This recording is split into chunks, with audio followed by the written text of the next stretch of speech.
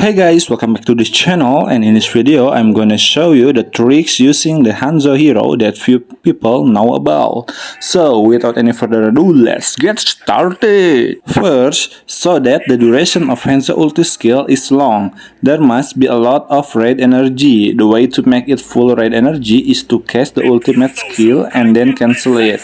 So that is the immediately filled, or before you use the ultimate skill, cast skill 2 into the jungle monster, so that Hanzo ultimate skill will take longer because skill 2 Hanzo can give additional red energy. Next, when you cast skill 2 in ulti mode, make sure you don't move the analog and press the basic attack, because if you keep the quiet, casting 2 Hanzos on the enemy will take a very long time and can deal enormous damage. And last, buy the golden staff item, so that if you swallow a monster, you only need 3 basic attacks. It's enough.